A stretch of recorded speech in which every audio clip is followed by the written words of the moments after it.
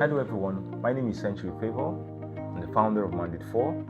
If you're watching this video, it means that you've come to that point where you're interested in taking a step to fix INEC. You've come to the realization that addressing and fixing INEC is crucial to fixing Nigeria and moving forward as a nation. And so what I'm going to do in the next series of classes is to provide you with a very deep understanding of the report that we produced. So we produced a report called Fix INEC, Fix Nigeria Report. And the core premise of that report is to provide you with the information, the insights, the details that you need to be effective in effectively advocating for electoral reforms. The report we produce is divided into 3 parts. Part 1. So in part 1 of the report, our focus in that report is to make a case for electoral reforms. Why do we need to fix Nigeria? Why do we need to fix INEC? So that's what part 1 handles or deals with. When you're done reading part 1, part 2 focuses on, now you have come to the realization that we need to fix INEC. You need to understand the issues. What are the different challenges that is facing our elections? How do we fix our elections? Understand the issues. So that's what part 2 does. In that report, we do a deep dive into the Justice Wisely report. We review that report. We leverage democratic trilemma to assess our reports. And then we come up with a list of the challenges that you need to be aware of that is affecting the quality of our elections, and recommendations. So now, part 1, you know the case for fixing INEC and our elections. Part 2, understand the issues. Now, part 3 of the report, our focus in that report is the roadmap to reforms. The goal of that section is to provide you with a detailed understanding of what we can do now, the exact bills we can pass, the exact steps we can take to reform INEC. So that is the summary of the 3-part report. So this lesson or this lecture is going to be broken down into 3 modules. Module 1, we're going to deal with part 1, which is reforming and part 1 of the report. Module 2, we'll deal with part 2 of the report. And module 3, we're going to deal with part 3 of the report. Whatever module that you're interested in, we encourage you to scroll and visit that module to access that information. So let's dive right in. Module 1, I'm going to be walking you through the part 1 of the Fix INEC, Fix Nigeria report. The core premise of this report is simply trying to answer the question of, can we give ourselves, our children, and the next generation a nation that works? A nation that we can be proud of. And what we're trying to say here is that at the end of the day, that is a question of the Fix INEC, Fix Nigeria report. It's more or less a call to action to Nigerians like you and I who dream of a better country. Now come, we need to wake up to fix INEC. We need to wake up to fix our elections. Because without addressing or fixing INEC, the challenges that affects the quality of governance that we experience will continue to happen. So let's look at the report. Chapter 1 of the report is trying to answer the question of why fix Nigeria? Because you need to answer that question to understand why we need to fix INEC. There needs to be connection. If Nigeria is perfect, if Nigeria is in a good state, there is no need to fix INEC. It means it's working. But we need to understand. We need to start with making the case of why do we need to fix Nigeria? And is Nigeria headed in the right direction? The reality is that Nigeria is often called the giant of Africa. We have over 200 million people, but we are struggling to survive, struggling to benefit and enjoy good governance outcome. Now, to answer the question of why do we need to fix Nigeria, we approached it from 2 perspectives. We did an assessment of citizens' perception regarding the Nigerians' performance, and also we did a longitudinal analysis of national indicators from 1999 to 2014. The idea is that to answer that question of why do we need to fix Nigeria and we're headed in the right direction, there are 2 things we need to consider. What citizens have to say, and also what does the data also represent? What is data saying? Because with that two layers, we can then answer the question of, do we need to fix Nigeria? And is Nigeria headed in the right direction? So let's take a look at some of the analysis. When it comes to citizens' perception of Nigeria, we looked at governance and leadership. Under governance and leadership, we looked at trust in key institutions. We looked at law enforcement agencies, the trust in judiciary. The judiciary received lowest confidence rating, with only 37% expressing their trust in judiciary. We looked at transparency and accountability, and the reality is that over 85% reported never having access to government spending information. We looked at electoral confidence. 54% of respondents in our survey expressed low confidence in the ability of INEC to conduct free and fair elections. The legislature also fared poorly, with only 19% expressing confidence in their representative. And the main issues they saw was perceived disconnect from the needs of their constituents and the lack of legislative effectiveness. And we realized that Southwest, those from the South, there were regional variations. Those in the Southwest showed relative higher institutional trust compared to the Northeast. And those in the South and Southeast demonstrated the highest concern about electoral integrity, 61% and 83% respectively. Under demographic analysis, young adults show the highest level of distrust when it comes to our institutions. 71% middle-aged respondents were more concerned about corruption, and 3% of respondents expressed more concern about institutional decay. So these are data that points into the direction that citizens are not excited or happy with the state of things when you think about the state of the nation as it relates to trust in institutions. There's a decline in trust in institutions because of accountability gaps and poor electoral confidence. And this is the feedback from citizens. Now, for economic challenges, if you look at economic challenges, some of our key findings posits that we have what they call the cost of living crisis, the serious cost of living crisis.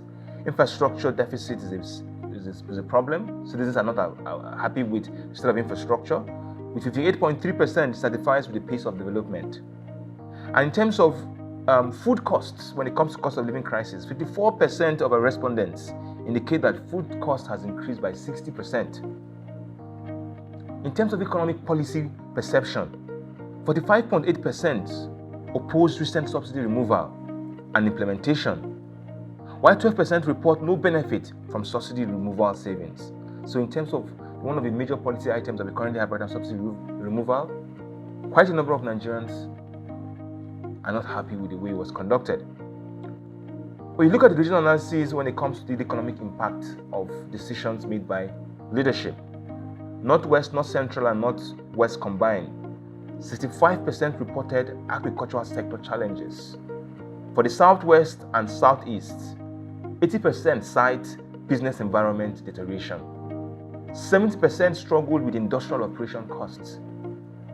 In the North Central, Northeast, and Northwest combined, 89% were affected by security-related economic disruption, as you can see. And also, for the Southwest and Southeast combined, 61% reported unemployment impact and are concerned about environment degradation and the effect that it had. The major phases or the major challenge as it relates to economies from citizens' perception is there's a rising cost of living crisis, youth employment is on the rise, and there's a perception of economic mismanagement, according to our data. So we can see what the citizens' perception is pointing in the direction that things need to change. National security concerns. The key takeaway from this data analysis is that there's a personal safety perception challenge, with 66.7% of Nigerians that we surveyed feeling less safe. There's crime experience statistics. 45.8% report family members affected one way or the other by kidnapping, either immediate family members or someone in their community that they know about or they've heard about experiencing one form of kidnapping or the other. There's a public trust has reduced because 40% suspect there's a collusion between the police and the criminals. 30% lack confidence in the quality of investigations that are currently going on. and 15% prefer private security services.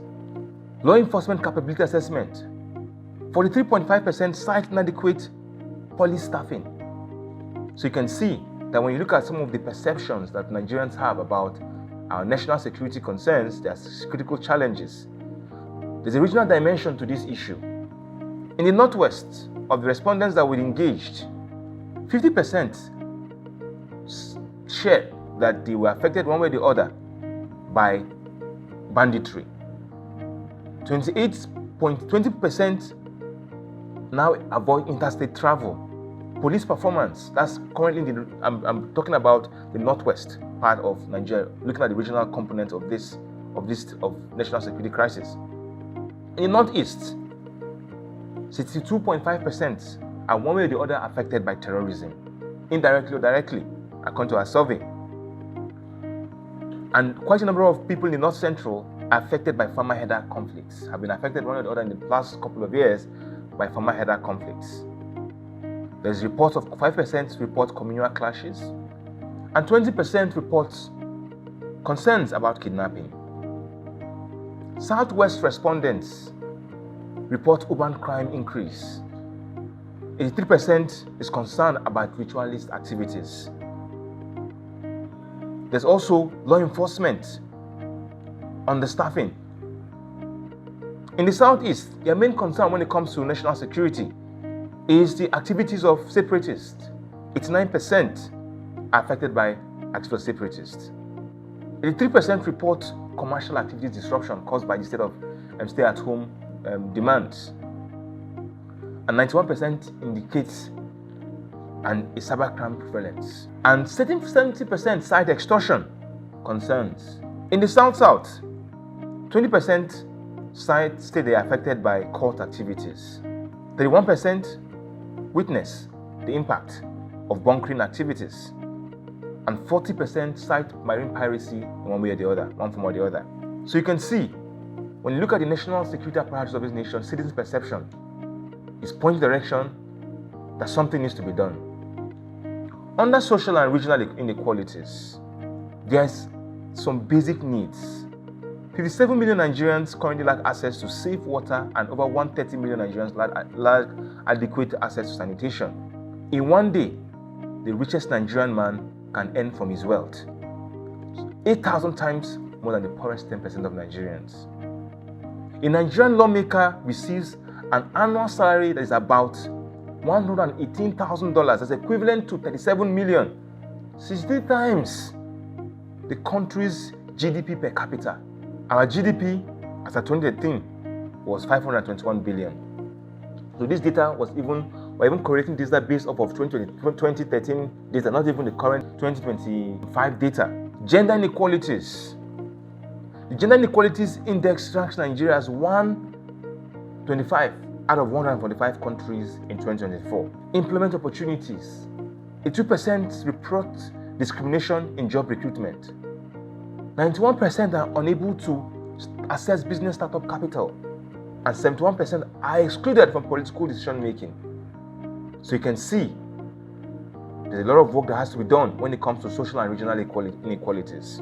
When it comes to calls for restructuring, according to our respondents, 80% support resource control, 65% advocate for state police, 70% support regional autonomy, and 3% desire equitable revenue sharing. There's also reported consequences of lack of productivity, of economic qualities, with 80% stating that there's a reduced productivity, 71% reporting increased poverty, and 70% report increased migration. So let's look at education and health, citizens' perception when it comes to education and health. There's infrastructure assessment, public school conditions. 87% of our respondents report deteriorating classroom structure. 92% cite absence of functional laboratories, while 78% report lack of computer facilities. Healthcare sector analysis. Total expenditure on health is a percentage of the gross domestic product, and right now there's a 44.47% of the proposed budget expenditure. Teaching resources. 80% report lack of textbooks. 70% in the report the outdatedness of our curriculum. 80% cite lack of teaching aids. Do we talk about medical brain drain and professional migration? 88% of doctors emigrated or planning to immigrate in the past year. 77% of current medical and staff are planning to leave. 89% of specialist positions remain vacant in Nigeria. Regional disparities. When it comes to the North, 67% report teacher shortages. 71% cite security concerns. In the Southern Nigeria, 76% report overcrowded classrooms. 78% require or mention teacher migration, teachers that live in this country. So there are a lot of data points. I'm not going to go into detail to mention and talk about these data points. You can see them in front of your screen and when you read the report. And Nigerians are optimistic. They want to see change. When it comes to their hope for change and their desire for leadership reforms, 92% emphasize that they need corruption-free governance. 88% value technical competence. In terms of infrastructure challenges, 70% are dissatisfied with the current level of governance. 92% emphasize corruption-free governance systems that are needed. So you can see, we have several data points that have pointed to the fact that something needs to be done. And so, when we finish conducting the analysis on the citizen's perception side, it's now time for us to use data from World Bank, reputable sources to really do analysis of Nigeria's national indicators from 1999 to 2024 to answer the question, remember, of why do we need to fix Nigeria.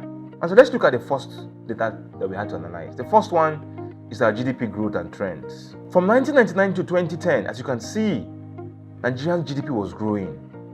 It was growing. And it rose all the way to 59.15 billion. So it rose all the way to 366.99 billion in 2010. And this was driven by the boom in the oil sector. Global oil prices were increasing. The economic reforms under the democratic leadership under that government was really improving and increasing the growth of the economy. The economy started to continue to grow all the way to 2014. And we peaked at 574 billion. It now made Nigeria the largest economy in Africa. But while we were growing, there were structural weaknesses, from serious overdependence on oil and the lack of economic diversification. In 2015, the chickens came home to roost. And what happened? There was a significant decline.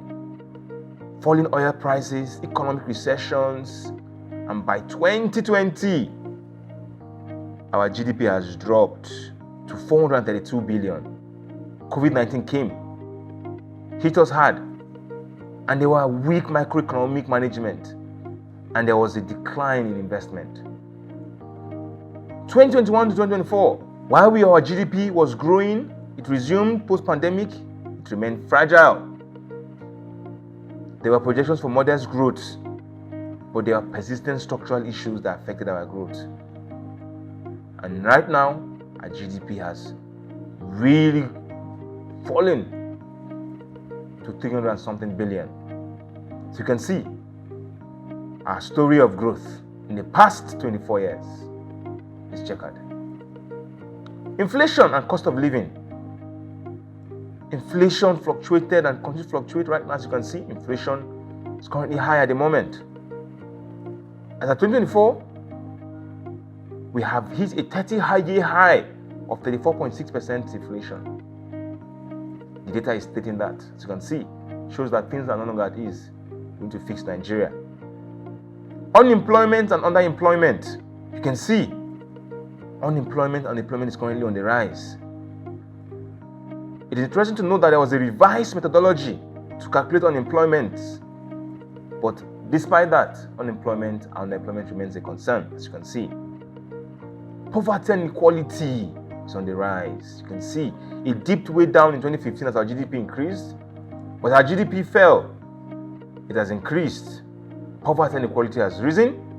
And we are currently we currently have over 83 million Nigerians who live in extreme poverty. And there are projections that will continue to increase. And over 40% of Nigerians will live in multinational poverty. Our debts to every generation, you can see what is happening with our debts to every generation. Just take a look at it. This is our debt and this is our revenue. At a point, the amount of money we owed was more than our revenue, as you can see here.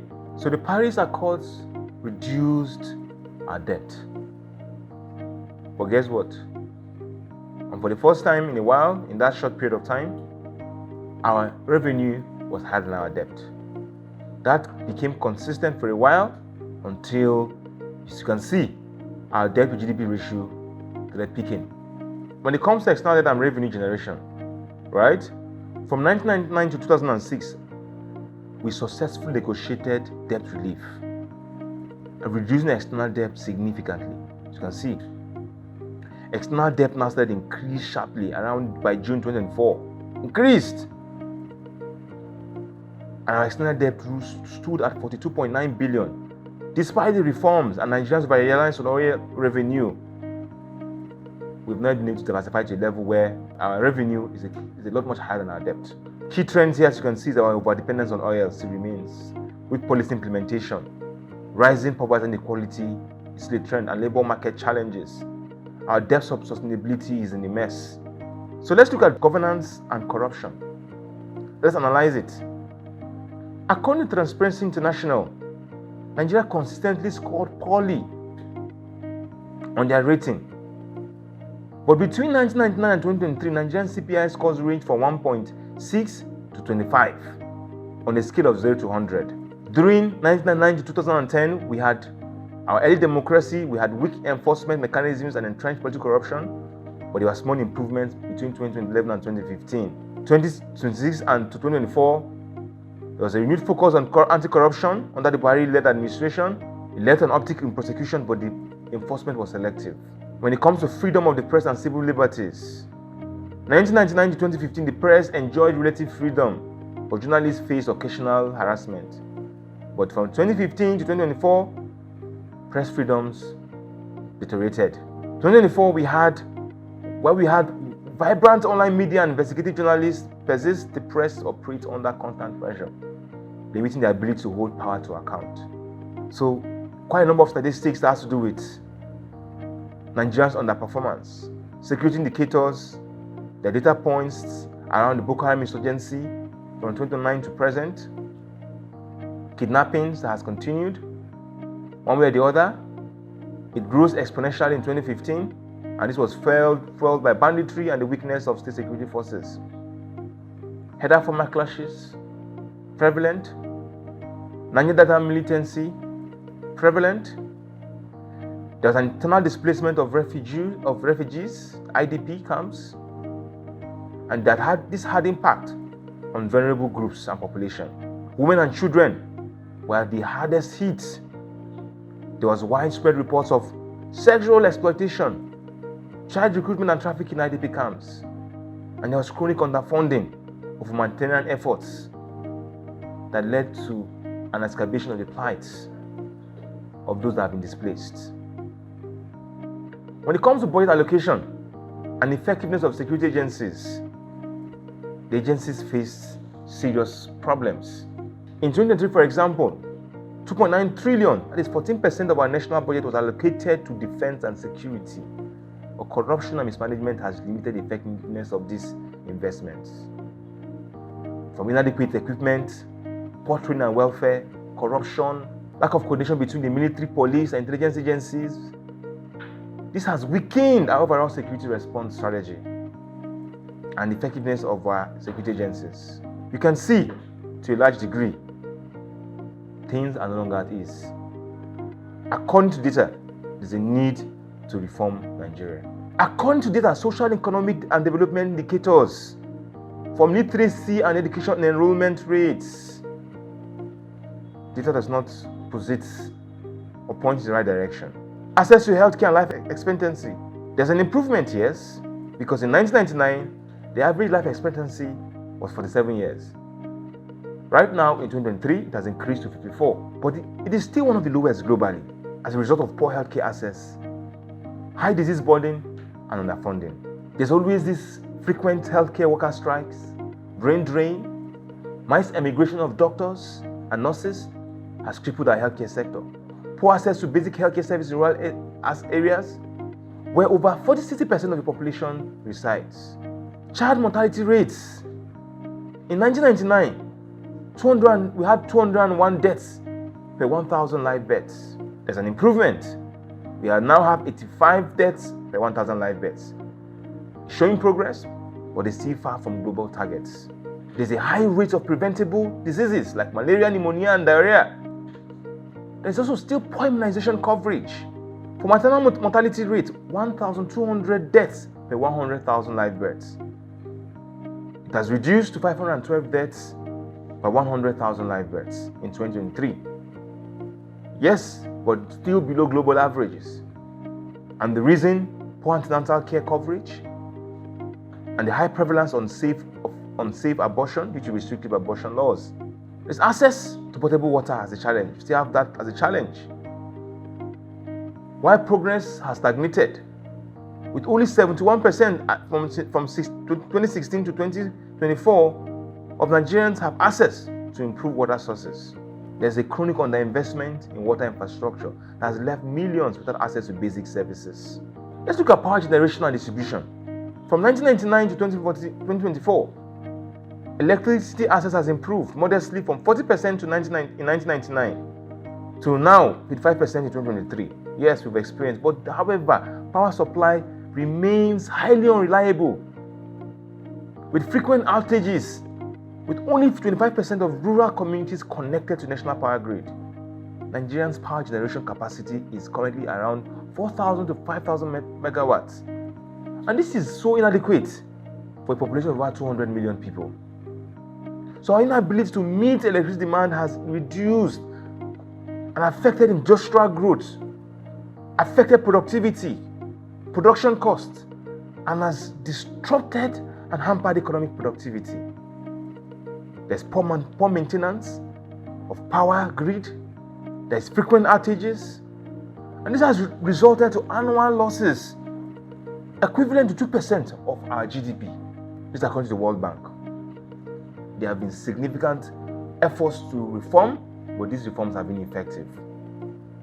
It has stalled growth and given rise to systemic challenges. The telecoms industry experienced an explosive growth. From 1999, there was an increase, explosive growth. GSM licenses were given out a lot in 2001. By 2010, mobile phone penetration has reached over 50%, up from less than 1% in 1999 in just 10 years. Major telecom providers such as MTN, Airtel, and Glo has transformed communication in Nigeria. Right now, as of 2024, mobile penetration has increased with approximately 22 million active mobile lines.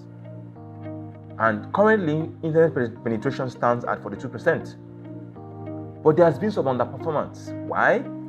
Because despite high mobile penetration, internet access remains limited for rural population. You go to villages, you can access internet. There are creating serious inequalities for education, business, and healthcare access, meaning those in rural areas are unable to access quality networks that enable them to access good educational services, business, and healthcare access. There is high cost of data and unreliable broadband infrastructure, even in the urban areas. Housing and transportation challenges abound. Right now, Nigeria faces a housing deficit of over 22 million, with urbanization outpacing housing supply. There have been efforts by the National Housing Fund to address this, but is limited in its capacity due to bureaucratic inefficiencies, corruption, and high construction costs. The public transportation systems is grossly inadequate. Yes, we've had the Lagos state that have launched the BRT or Bus Rapid Transit System, the Blue Rail Line in 2023, but these efforts have not been enough to really return the tides. There have been poor urban planning that has led to traffic congestion, poor waste management, and inadequate public amenities in major cities. These housing and transportation challenges has affected to a large degree, disproportionately, low-income households. This has worsened urban poverty and inequality. Look at youth and human capital development. Youth unemployment rates is still a problem. There was a significant surge of youth unemployment. It reached 42.5% by 2020, and this was caused by the economic recession and other factors. Brain drain. A significant number of Nigerians want to leave this country. For example, in the health sector, by 2024, over 12,000 Nigerian doctors had left Nigeria for the UK. Our tech and engineering talents have gone to countries like UK and Canada. University professors and lecturers have complained of frequent strikes and underpayment and have left for better opportunities overseas. The Japa trend has continued to increase. Nigerians are living with an estimate of 1.2 million Nigerians leaving the country between 2020 and 2024. If you look at investment in vocational and technical education, the government has introduced initiatives like the National Industrial Skills Development Program to expand access to education. Several state governments have done what they can, but by 2014, only 10% of Nigerian youth have access to formal, vocational, or technical training, because most of these programs fail to align with market demands. So you have graduates who come out with outdated skills. Yes, government has released things such as the Andela. There have been some public and private sector initiatives like tech hubs like Andela, Co-Creation Hub, TMT. They partner with international organizations, but their effect cannot solve all of Nigeria's problem, because there have been inadequate investment in vocational education, with less than 1% of our GDP allocated to technical and vocational training. There's an absence of a national strategy that links vocational training with employment opportunities in key sectors like construction, agriculture, and ICT. Gender disparities continue to occur with women underrepresented in technical fields. You can see that point is not pointing to the fact that we're underperforming. So what is the main verdict? I've gone through different things. What is the main verdict right now? If you've listened to me in the past 1 hour or 30 minutes or how long this chapter has gone on, what is the main verdict? The verdict is simple. We are an underperforming nation. Citizens are not happy. The national indicators are pointing in direction that things are not in the right direction. We've done a detailed analysis. It has revealed an undeniable truth to anyone, irrespective of your party. Being in APC, PDP, Labour Party, being in opposition, be a ruling party, whatever coloration that you are in, it's time to speak truth to power, to those who lead us. There's an urgent need for everybody to come together. Let's drop our partisanship. Let's drop all of those things. Let's come and sit down and say, you know what? We need to fix Nigeria. Because all the evidences is pointing direction that there is a need for structural reforms if we want to unlock our potential as a nation. The need for structural reforms, the need for nation building. And the time to fix Nigeria is not tomorrow, it's today. And every citizen needs to put their hands, needs to come together to make this happen. So with that understanding, if you refuse after going through and hearing all this data, you refuse after you've heard these things I've said, these data and statistics I've mentioned, and you say, who data help? Who statistics will go chop, or you don't even care. Like, come, I'm living my life. Nothing bothers me, right? I want you to now listen to what will happen if you don't take action. The cost of inaction. The consequences of not fixing Nigeria. So the consequences, the cost of failing to address Nigeria's systemic challenges are severe, and they have long-term repercussions for not only the country but also for Africa and the global economy. If we don't fix Nigeria, right now, over 70 million Nigerians, 70 to 80 million Nigerians live below poverty, right? There's a strong regional disparity. The Northeast and Northwest regions suffer from some of the highest poverty rates globally. compared to the southeast and southwest and southern part of Nigeria. If you don't do anything, this is what's going to happen. There will be worsening poverty. Because without intervention, without fixing Nigeria risks becoming the home to over 100 million people in extreme poverty by 2030 if we don't do anything now. There will be strong inequality explosion. The gap between the rich and the poor will continue to widen.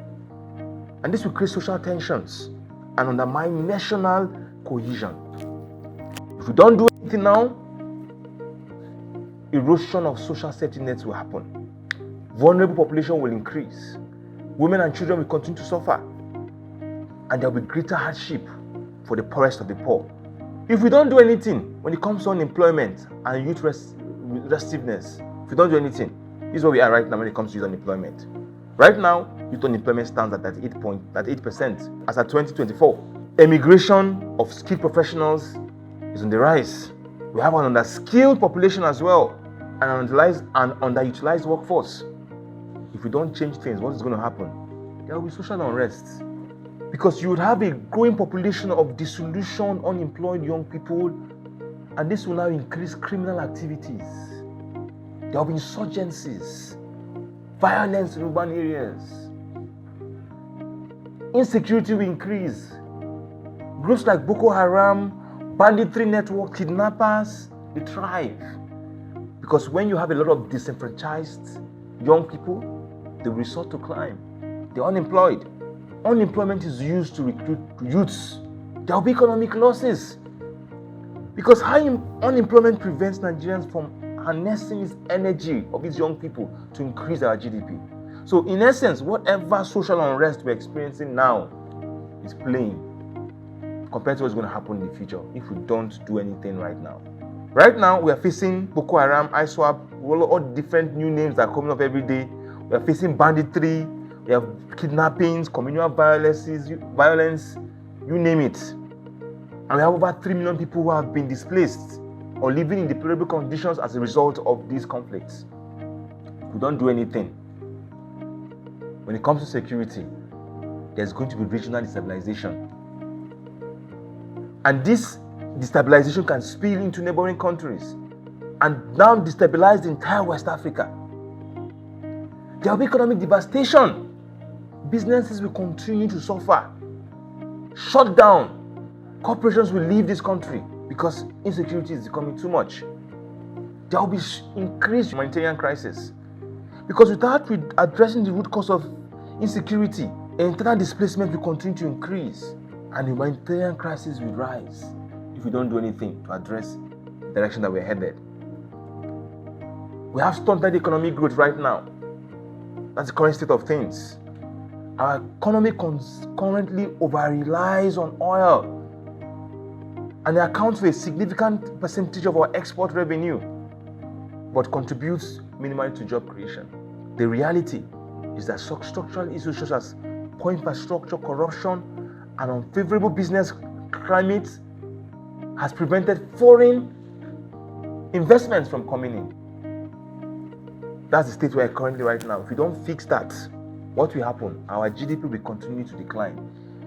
It might grow slightly. We've rebased the economy, it might grow slightly, but the kind of speed we're expected to grow compared to our counterparts in Asia, even in Africa, will be below par.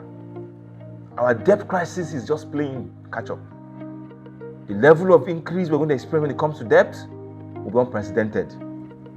We're going to lose our competitiveness. Nigeria will fall further behind the emerging markets. So when investors are thinking about where to invest their money in, they don't think about Nigeria.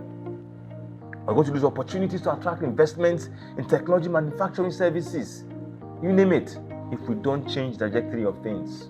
We're currently struggling with brain drain, and talent loss. If we don't do anything, the JAPA trend will continue to increase. 1.2 million Nigerians, like I said in the past, right, have left Nigeria between 2020 and 2024. We've lost over $2 billion annually in potential GDP as a result of immigration of skilled workers. The smart minds, they were supposed to stay back and transform our banking sector, transform our agricultural sector, transform our healthcare sector. They are living in droves and they are taking that value People we've trained, taking that value and going to build other economies to grow. If we don't do anything, there will be an increased loss of professionals that will continue to cripple sectors like our healthcare, education, banking, and finance sector, you name it. We're going to struggle with innovation. There will be a significant innovation gap. We currently have this whole battle for AI supremacy currently going on. The best talents in AI are leaving Nigeria and going to other countries to deploy their skills. And so, what would happen is that we're going to struggle to catch up with our contemporaries abroad. There will be we'll now experience what I call permanent talent loss. A talent that is supposed to transform this nation will leave us if we don't do anything. Our infrastructure will continue to deteriorate, collapse. Yes, we can hear that they are building roads here and there, but compared to the demand, roads, electricity, housing, water is not enough for our population. By 2050, we're going to increase from 200 million to around 400 million in population. We currently have 5,000 megawatts of energy, power, in terms of output for that population. If we don't do anything, right now, the ideal demand of what we need is around 10,000 megawatts. If we don't do anything, economic paralysis. Because poor infrastructure would always hinder industrialization, hinder growth. Our living standards will reduce and millions will remain without reliable electricity. There will be missed development targets, the targets we are supposed to achieve. We're not going to be able to achieve them if we don't take action to fix Nigeria and get us in the right track. There's going to be a significant decline in education and human capital. Nigeria currently has the highest number of out-of-school children. Globally, 10.5 million Nigerians out of school. We have university strikes that are frequent and they're underfunded. If we don't do anything, it means that we're going to have an uneducated workforce. Large population of idiots. Large population of people who don't know anything. Nothing in their head. Youths, because they are not equipped with the skills they need, they will be disillusioned. Doing menial jobs, survive. Instead of investing energy in high output professions, we're going to miss our economic potential. We're going to miss the ability of unlocking the potential of our young people if we don't fix Nigeria or do the right thing. There will be serious political instability and public discontent. Right now, there's governance failure, corruption, electoral malpractice. We know what happened in the 2023 election. That's the current state of things. If we don't do anything to address the current state of things, political instability will increase. Nigerians, the protests we've seen in the last couple of years is child's play. Civil unrest and further erosion of our democracy. People will give up on democracy. Our governments will lose legitimacy. And regional influences will decline. We're not going to be able to assert ourselves regionally. We can't say to our neighbors, this is how we need to do things. Our foreign policy will suffer because we don't have the ability for you to be able to dictate and influence the decision of other countries, they have to see you as someone who need to sort your house, put your house in order. Environmental and climate risk will continue to increase. Poor environmental management and deforestation has increased. Flooding, climate risk, if we don't do anything to address these issues, agriculture will continue to decline. Health crisis will increase. People will be displaced as a result of environmental and climate crisis. But there's a global implication. Because the reality is that Nigerian challenges have regional and global repercussions, given how big we are and the strategic importance of Nigeria. We are a critical player in Africa's trade and peacekeeping and geopolitics. If we don't do anything to change the state of things, according to what this report is saying, there's a significant economic impact on Africa. Nigeria is the trigger point of Africa. Nigeria's decline would affect and destabilize the neighboring economies, and it's going to affect Africa's global bargaining power.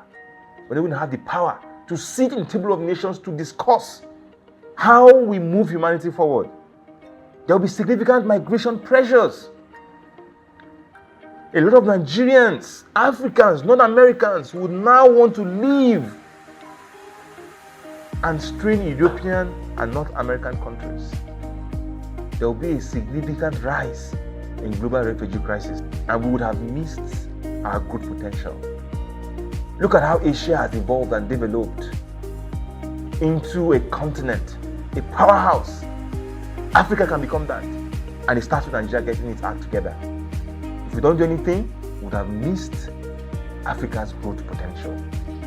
So the cost of inaction is far-reaching. It has significant importance. So if you are a Nigerian and you are listening to my voice and you think that we shouldn't do anything, we should allow business as usual to continue to occur, we're heading in the wrong direction. Because without bold reforms, without sustained investments, without taking action, the cost of inaction would only escalate. And Nigeria, in extension, Africa is at the crossroads. The time for us to act is now. So in chapter 1, I've been able to make a case using data. There's a need for us to fix Nigeria. There's a need and there's a cost if we don't do anything. Now, you've arrived at that. I want to tease you and encourage you to watch the next chapter. Chapter 2, where we're going to discuss Nigeria's leadership crisis and the role it has played in this underperformance that I've shared with you. This whole underperformance of this whole problem, all the statistics and numbers and the current trajectory. I'm going to connect that underperformance to Nigeria's leadership crisis in the next chapter. So see you in the next chapter.